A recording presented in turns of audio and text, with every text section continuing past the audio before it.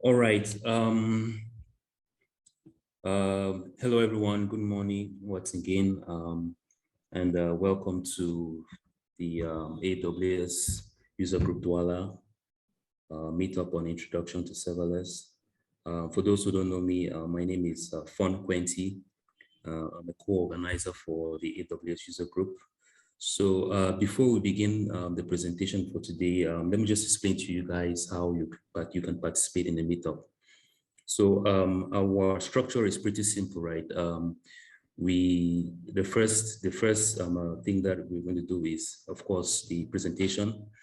And then after the presentation, during the presentation, if you have any questions, you can just drop them in the chat.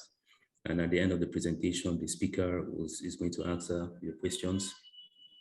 And then we are also recording the presentation so we can air it on YouTube. We've got a YouTube channel, so you can go to YouTube, and if there's any particular thing that you want to revisit, then you can go on YouTube and you can watch the presentation again. And we value your feedback, right? So please just stay on to the end of the presentation. We've got a short form. It just take you a couple of seconds to fill. If there's any particular thing that you think we can improve on, right? Even anything that we did in particular today that you think is really good, right? Just let us know, give us feedback, so that next time we can try to make the experience better for everyone. And one other advantage of filling the survey is that you automatically qualify for a lucky draw at the end to win a lot of money.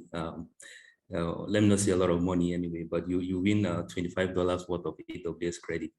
Unfortunately, it's not money that you can use to buy biscuits or whatever. It's just credits that you can use on the AWS platform to experiment without having the cost of running those services built to your credit card. So that will be it for today. So without taking any further more of your time, today we are going to be going over or listening to a presentation by Rosius Ndimofor. Rosius is a serverless developer at Serverless Guru, and he is going to do a presentation for us, so we can, for those of us that I always refer to myself as not being a programmer, so I find these things very, very informative. So yeah, over to you, Rosius. Thank you, guys. Thank you, Mr. Fon, for the brilliant introduction. Can you please give me access to share my screen? All right, sure. Just one second. Yeah. I'm also getting my notes ready because I'm reading this like I'm reading from a textbook. So. Right. Okay, you can present now. Can I present my whole screen? Oh, geez. Okay.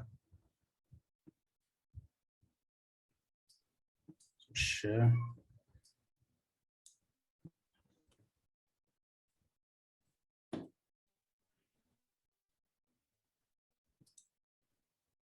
Is my screen visible? Yeah, I can see your screen. All right, so my name is Rosius Ndimofor, and I'm a serverless developer at Serverless Guru. So in this meetup, the title of this meetup is Introduction to Serverless. So we're looking at what it is and how we can use it to build modern applications. Sorry. Okay. So here's the agenda for today.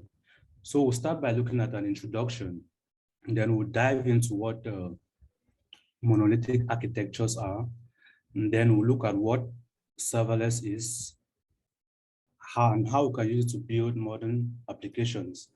Then we'll look at a couple of use cases of serverless applications. We'll look at a demo, and then we'll conclude.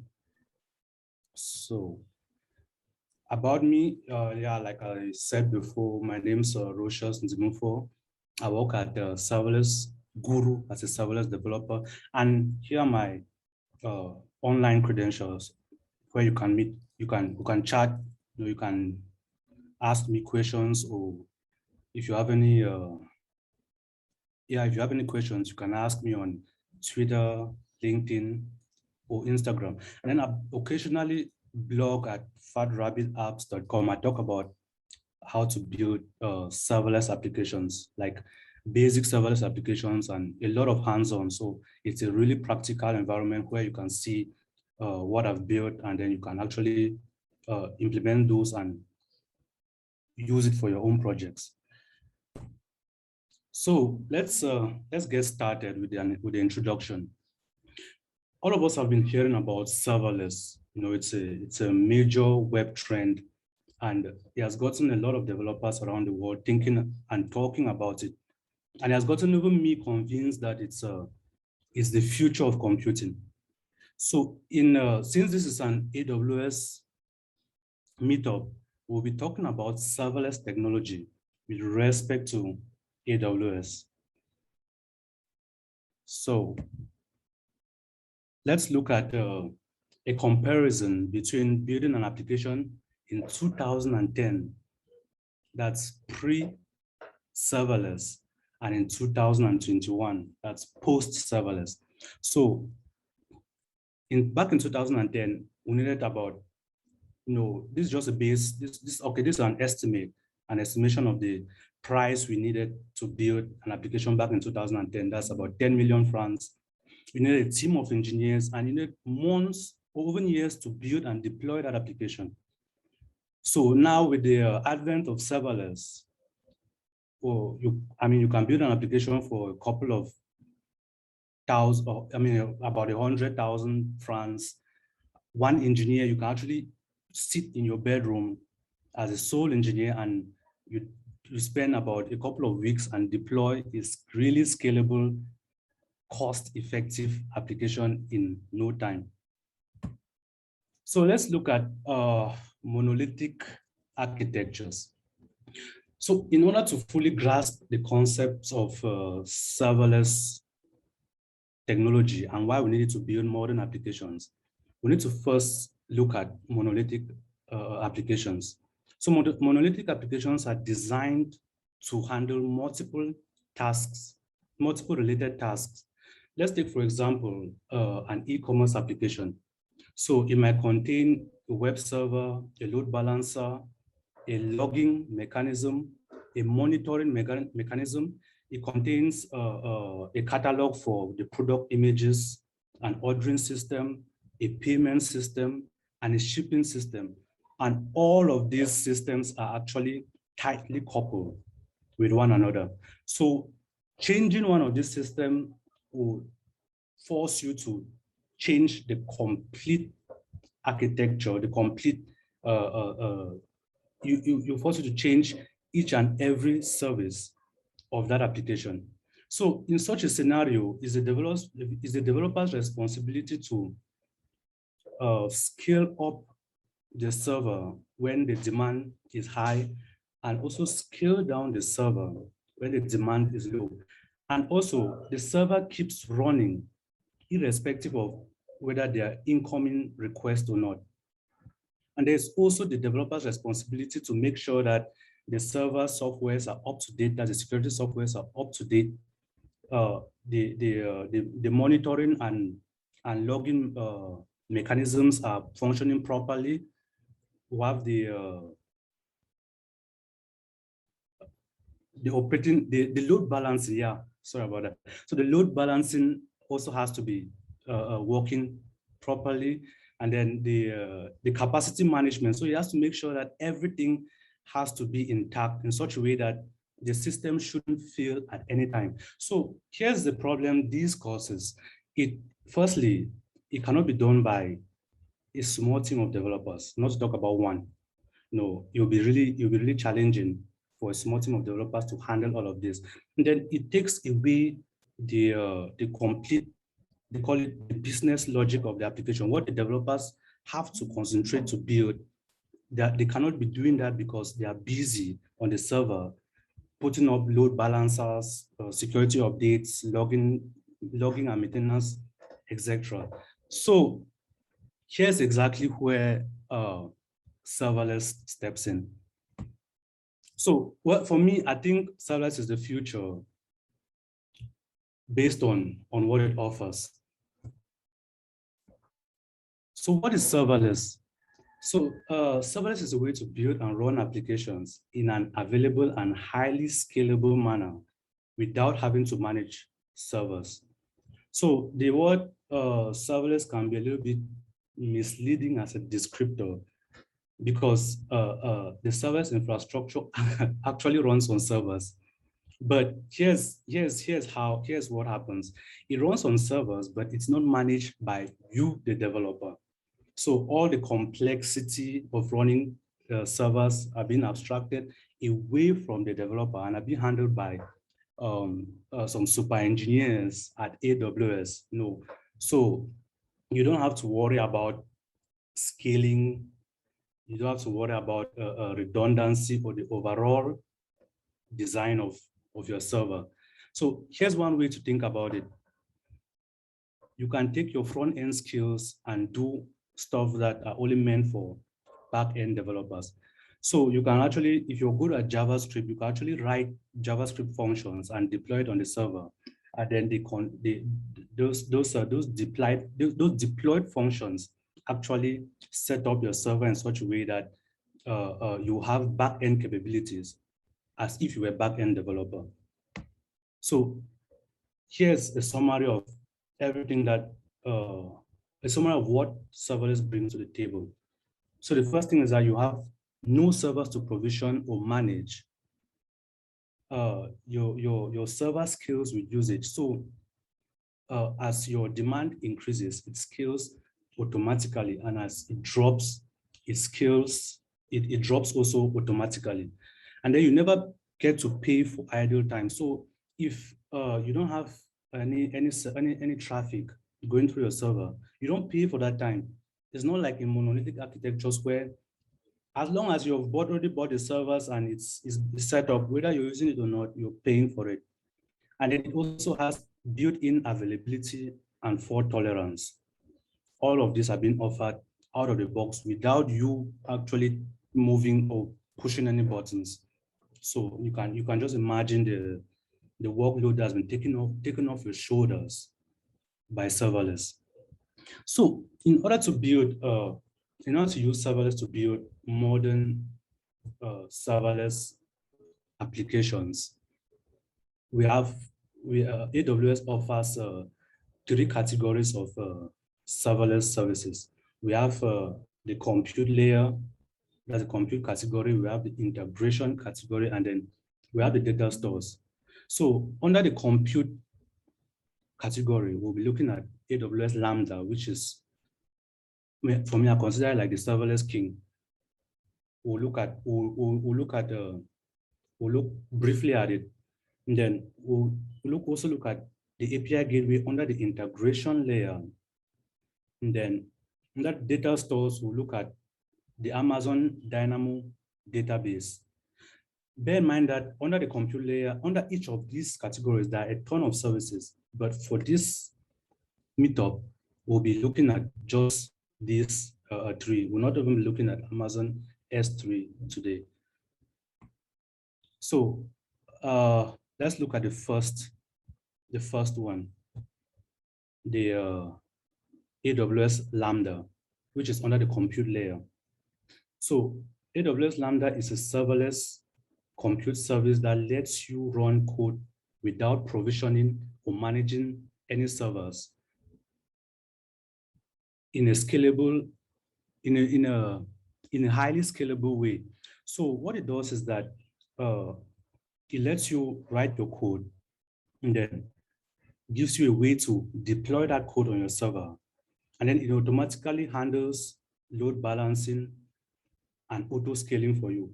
So one advantage with AWS Lambda is that it supports many popular languages.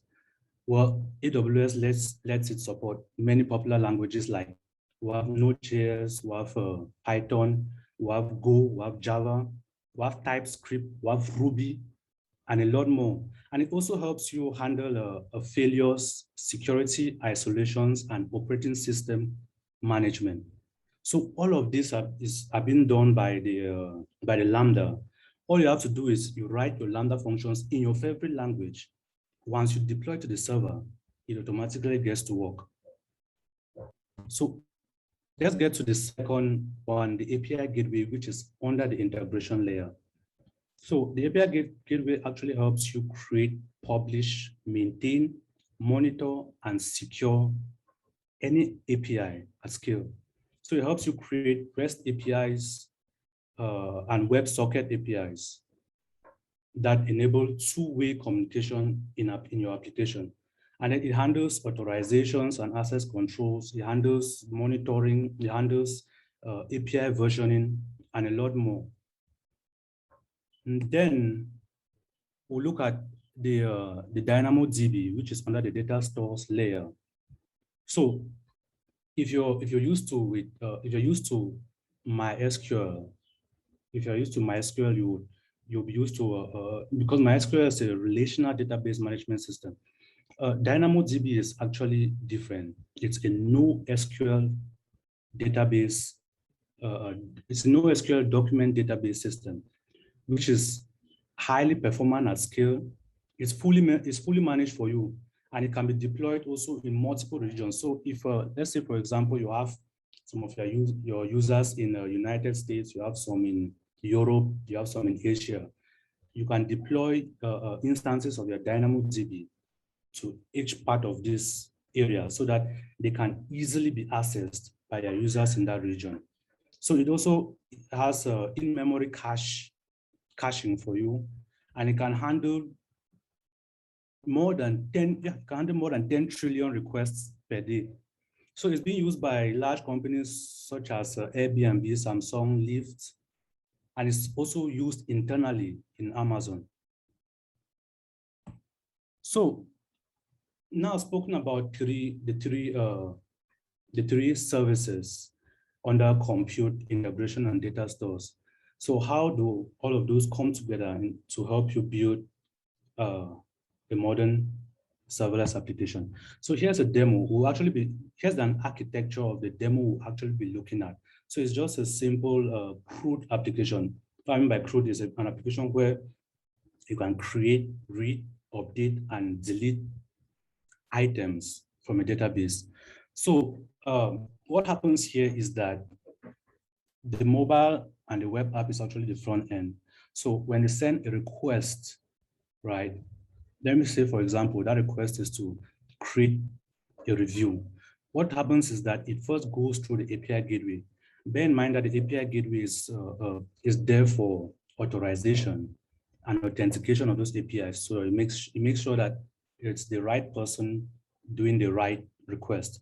So when the API gateway takes the request, it assesses it, and if it's the correct request, it sends it it routes it to the right Lambda function. So if it was a create request, you actually route it to the create Lambda function, which is this. Oh, no, sorry, which is that. And then in that Lambda function now, with your favorite programming language, let me say JavaScript, you've written code to actually save data to the DynamoDB and then return a response back to the user if the save was okay or not. The same thing goes for the update review, the read review, the list all reviews, and the delete review. So the front end app is actually just sending a request and getting a response. Okay, I need a list of all of the created reviews. It goes to the API gateway for authorization and authentication. If yes, it hits the Lambda responsible for getting all the reviews. The Lambda gets those from the DynamoDB, then from the DynamoDB table, and then it returns it through the API gateway back to the mobile, back to the user. So what are the use cases of serverless applications? Well, here's a list of use cases for serverless applications, but personally, I think serverless apps, you only be limited by imagination. There's a ton of stuff you can do on serverless, but from this list, you can write web apps, both static and complex. You can write backend for Internet of Things, mobile and web applications. You can perform data processing either in real time, in batches. You can also do machine learning. You can create chatbots, but Man, there's a lot that can be done with serverless. You're only limited by your imagination in this. So let's take a look at the demo of the architecture I just showed. So I'll go ahead to demonstrate to just show you guys a little bit of code, but I won't get too deep. I'll just be scratching mainly the surface of it, because this is actually this is an introduction, and I don't want to start confusing you guys with code, but I just want to show you some stuff. So I'll stop sharing, and then I'll share my, yeah. Okay, can everybody, I think there are some people in the waiting room phone. I'm sorry. Yeah, let me let them in. Sorry about that. All right. Okay, so in order to build serverless applications, right, you have to use what they call a framework to do that, because since you're deploying code to the server, and since you're pushing code to the server, and the server helps deploy your application, we call that infrastructure as code. So there are a couple of infrastructure as code frameworks out there. AWS actually offers CDK, it offers SAM. But in this session, we'll be looking at a framework called Serverless Framework. That's the name of it, Serverless Framework. So the first thing about this I want to show you guys here is the configuration file, which is very important to run your application. So if you actually look at the file, you would see a lot of strange, well, for now it's strange, but it's actually pretty easy to understand. So you see that I have a DynamoDB here called reviews. Let me start from the top. I'm sorry about that. So I first give they're asking for the provider. So I'll give the name of the provider, which is AWS, and then what programming language will I be using to build my serverless application? I'll be using Python. And then which region will I be deploying to? I state that, and then the profile too. And then actually create an environment variable, which is the title of my DynamoDB. And then in order to actually deploy those applications and give access to those resources, we actually have to state the kind of permissions, the kind of access we want those resources to have. So I want them to have query permissions, to have scan. I'll explain all of this as we go through serverless. So we also have to have get item. Matter of fact, all of these are just I'm just giving access to my Lambda functions. So now we have the functions.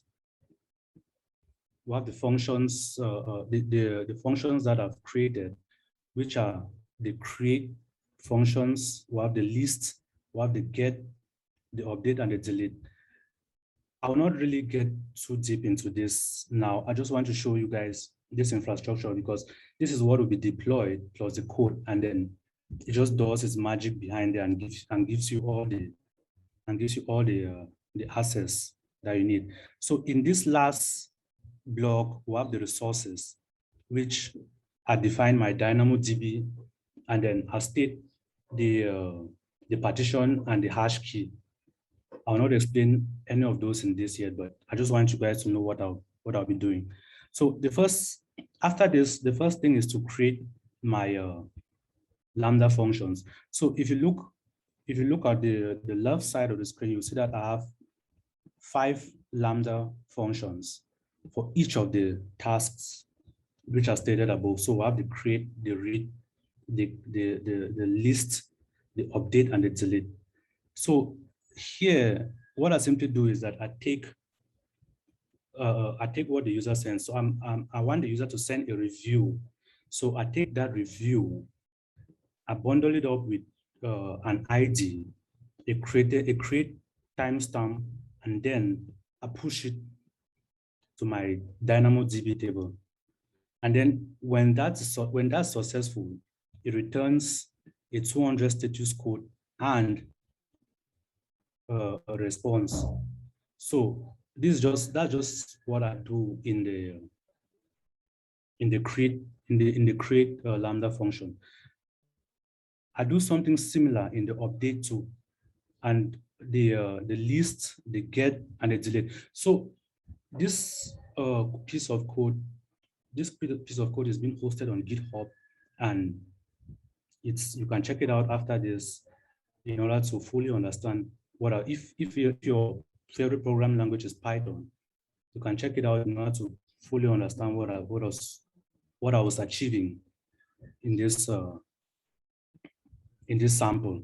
So I'll just go ahead to show something working, because I had some time to put together a simple web interface where I can just actually send a review and then I'll see it displayed. So I use two endpoints. I use the create endpoint, then I use the get all or the list all endpoints. So I'll just go ahead to share that and show you guys how it works.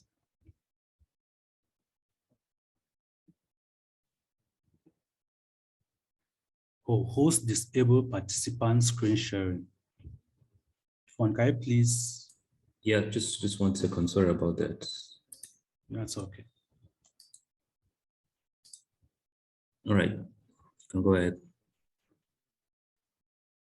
Okay, thanks. So, where is? Oh man, so did I? 1 minute.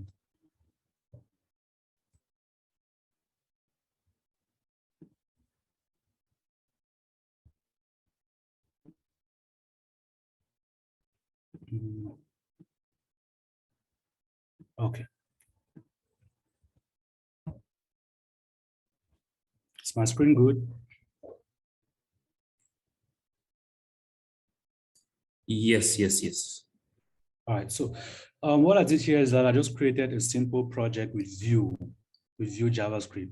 And then after I deployed my serverless application, I got back 5 endpoints: create, read, update, delete, and list all. So in this practice session, I used 2 of those. I used the create and I used the list all. So if you can see on the right side, I have a text box which says leave a review.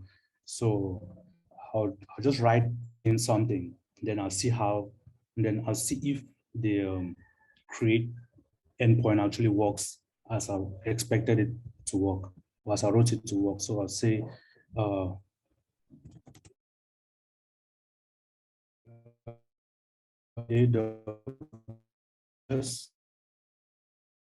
AWS meetup is out.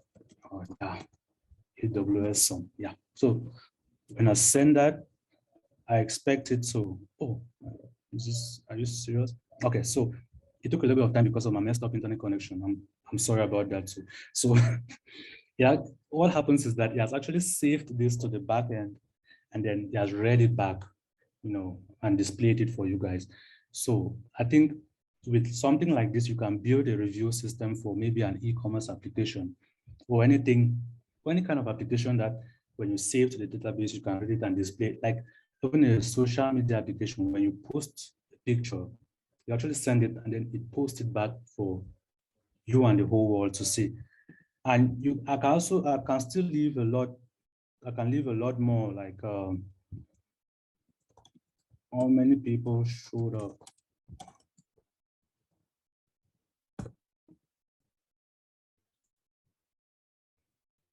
Oh man, my connection.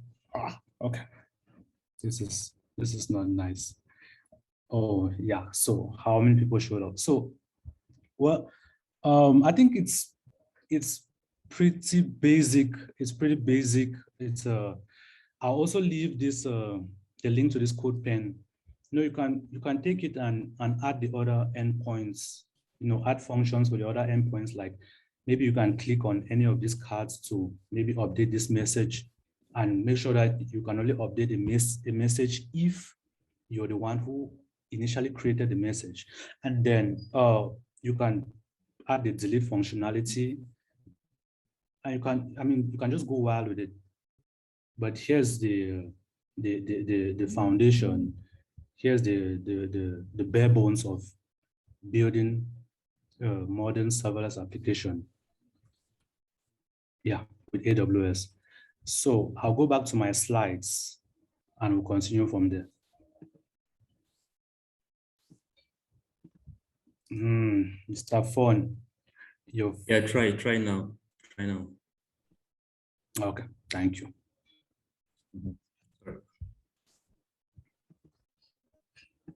All right, so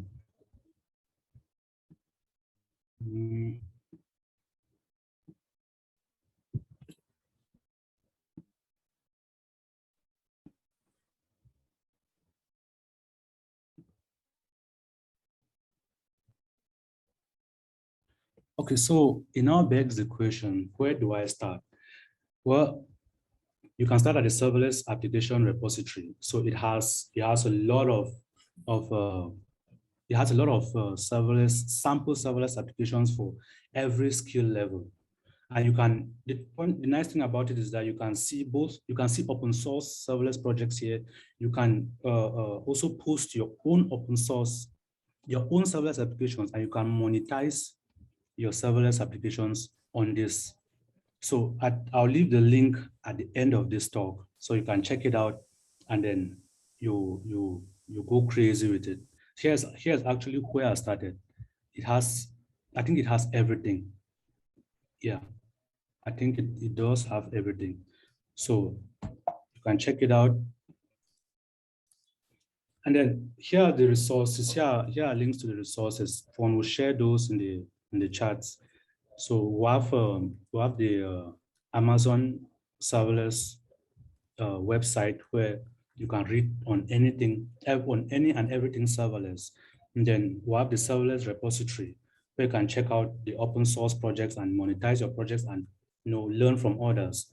And then you have my blog, where I actually build everyday applications with serverless technology. And then you can check out the serverless framework website, which is www.serverless.com. Thank you guys for listening to this talk of mine, and I really appreciate it. I know I was breaking off, and I'm really nervous. I'm trying to get used to this. Thanks for listening. Thank you so much, Rosius. Actually, you weren't breaking up at all this time around. You spoke clearly. I know last time you had some network issues, but yeah, I think your network today has been impeccable, and you've got no power issues. So that was great. Thank you very much. I always refer to myself as I'm not a developer. Yes, I might write scripts, but building applications is not my stuff. But when I look at what serverless has to offer, just the thought of the fact that what these guys are trying to do, and when I say guys, the people who build all these technologies, that they're trying to make things very, very easy. Developers are like the most attractive resources, like human resources, when it comes to IT. Because when you want to launch, look at a monolithic application, you need someone to manage the infrastructure on which you're going to run the physical servers, right? And then you probably need a networking guy that is going to configure the switches, a server guy that is going to set up the operating system and the development environment and all of that. But now when you're looking at serverless, whatever the programmer wants, he just writes a couple of scripts, and the infrastructure that is required to run the application itself, right, is dynamically provisioned. So it actually makes the developer very, very powerful.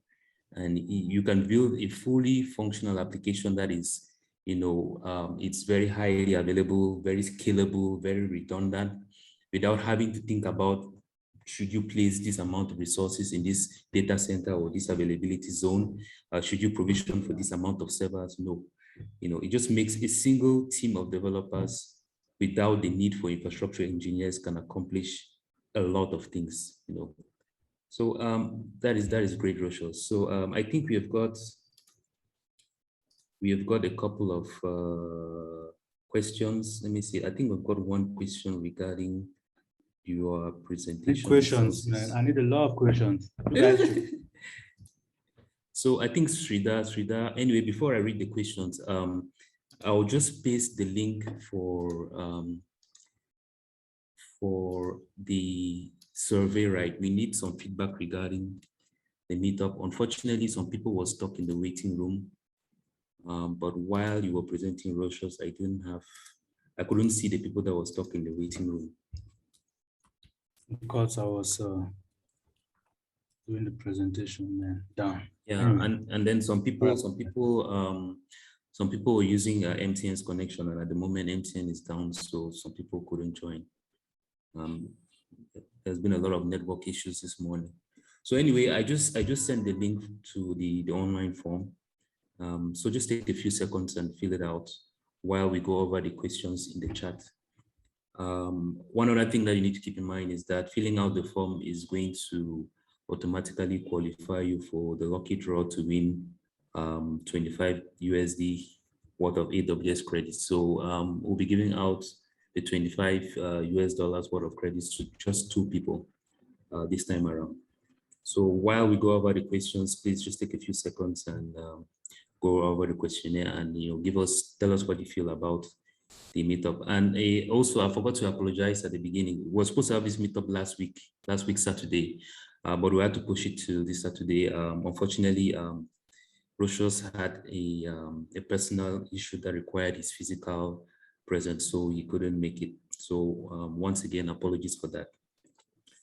So let me read out the question from Sridhar. So Sridhar would like to know, would it be possible to provide instructions on how a beginner could develop serverless apps like this from scratch?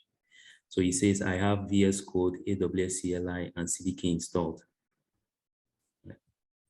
Hi, Sridhar. So I'll just paste this link again for the serverless repo. Trust me when I tell you, it has everything from, let me say, pre-beginner to beginner to intermediate, right up to expert. So if your framework is CDK, that's great. You can actually look at that link and then you get CDK, beginner CDK applications. Also on my blog, I do a lot of CDK too. I build my applications with CDK and stuff like that. So you can also check it out. I already have a working code, so you can run it, see how it works. And then, man, ask me questions anytime. I'll happily help you. Anybody who wants to get started with serverless, trust me, you should get started with serverless, because by these statistics taken online, by 2025, 94 to 95% of applications will be cloud native. So the earlier you get on the boat, the better for you.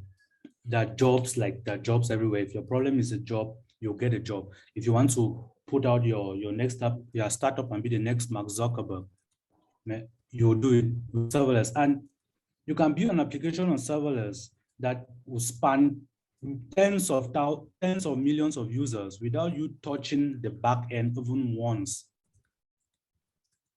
Cost effectively too. So the thing is that we keep talking, but it's nice that you do it. You actually try it out and see how it works. It's really, really great. If you've developed applications before, then you understand the pain.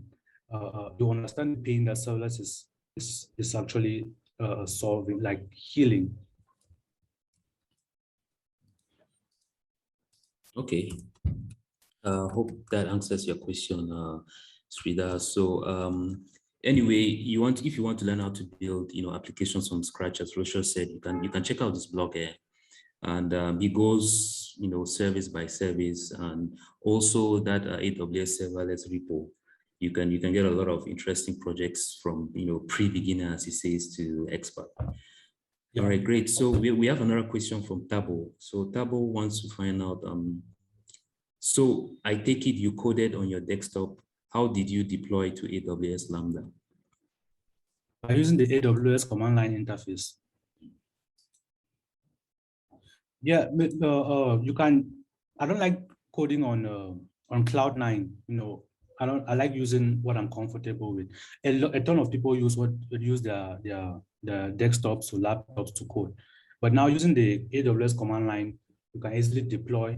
And then since my framework is serverless has its command line interface and it's commands that you can easily use. It's like the Linux interface where you use commands to, actually chat with your server, even if you have a physical server, So since I use serverless framework, I use the commands offered by the serverless framework to deploy to my account on AWS.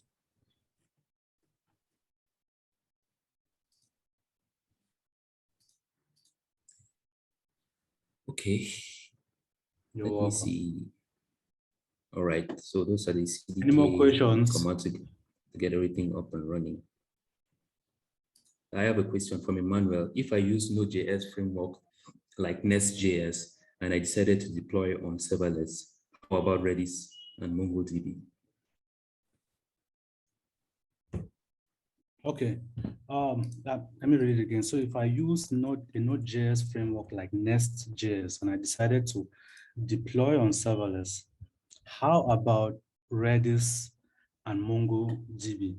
I think your MongoDB, I doubt, okay, if you're talking with respect to AWS services, I don't know how you can deploy a MongoDB database on a server on AWS. Because the thing too is that the thing too is that DynamoDB is practically a MongoDB. Yeah, and they're competitors actually. They're competitors, and DynamoDB is way better than not that I'm not being biased. DynamoDB is way better than MongoDB. Yeah, if you can just do a simple research, you realize that MongoDB, they're slowly putting MongoDB aside in favor of DynamoDB. Is way better. It's like 1,000 times better. Okay. DynamoDB for databasing and DAX instead for Redis. Yeah, you can use DAX for Redis, but I used DAX before. It's really great, but it's very expensive. But it's really great. Compared to Redis. Man, those guys, I wrapped up a bill of $300 in 2 weeks. I think all of them are expensive, but DAX is going to help your DynamoDB queries, right? But it's just specific to whatever information is on DynamoDB. But Redis is general. Yeah. Redis is general, not specific to your read and writes from your database. And I know that AWS doesn't support Nest.js yet. The framework, it supports the language Node.js, but for the framework Nest.js, I haven't seen that, except that the framework Nest.js is like, I don't know. I need to research on it. But if you want to do anything on AWS, right, you have to take off, put all of these ones aside and then embrace the new, embrace the future. No, that's what I think. But in case you're wondering what which use case of DAX, I think most of us have used applications for e-commerce apps. I always take examples on an e-commerce app where you have like Black Friday. So you have on this specific day where you know that the number of users on a certain platform will really it will spike. So that's where DAX comes in. So you can actually, if it's a Black Friday, let me say it's Black Friday where you have like thousands of people hitting the same app at a specific time. So you can set up a DAX cluster for that time slot.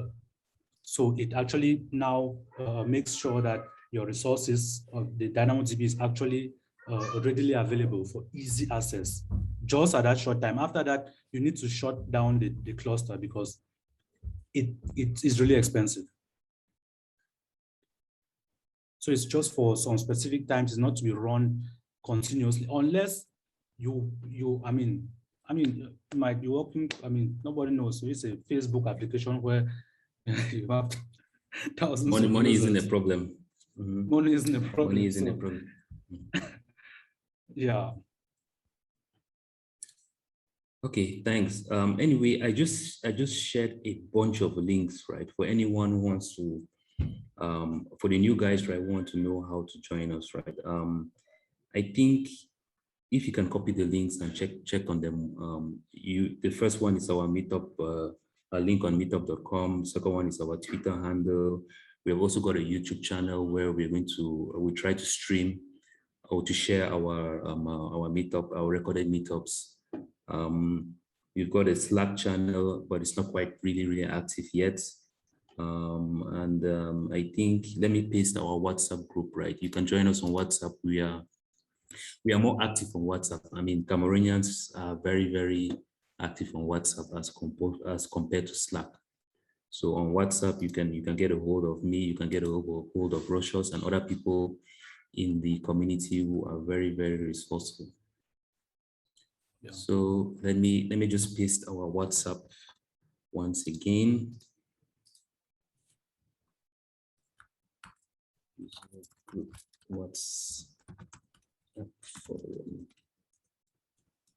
There you go. So for anyone who is new today, please just join us on WhatsApp. I'm going to share the resources that Rosius presented today on our WhatsApp forum. So if you missed anything today, you can still follow the resources and catch up. So yeah, what's the time now? It's 11:26 a.m. GMT +1 Cameroon time. I think we can close on this note, right? I don't know if there's any other question. Tell them about the next meetup. Okay, yeah. Okay. So I think in the coming weeks, right, check up Rosius's blog, and if you have any issues, about where to start up with serverless technologies, drop us a message on our WhatsApp forum. And our next follow-up on this is going to be in 2-3 weeks, but we're going to let you know officially, of course. So Rosius is going to go a little bit further into the compute layer, which is Lambda, into the storage layer, S3, or DynamoDB in particular, the database layer, and also API gateway, which is the integration layer. So if you stay tuned to our forum, we are trying to prioritize serverless here because it's definitely the future, right? A single team of developers can build highly scalable applications without the need of people having diverse skill sets in infrastructure development and all those kind of things. So we are betting big on serverless, and Rosius can also testify. There are so many job opportunities for serverless developers. So please stay tuned. Our next meetup will definitely be a follow-up on this one. So yeah, I think we can end on this note. Thanks again, Rosius, for the brilliant presentation. Thanks to everyone who could spare the time to join us today. Apologies for the people that were stuck in the waiting room. Unfortunately, I don't know what happened, but I couldn't see people knocking on the door. But next time I'll try to be a little bit vigilant. 11:28 a.m. I think we can close on that note. So goodbye, everyone. Enjoy the rest of the weekend, and do not forget to reach us if you have any questions, AWS related, even certification questions, right? We've got a couple of people who are still taking certifications, and might just know who to reach out on the AWS certification and training team to get more resources. Okay, goodbye, everyone. Goodbye, Rosius.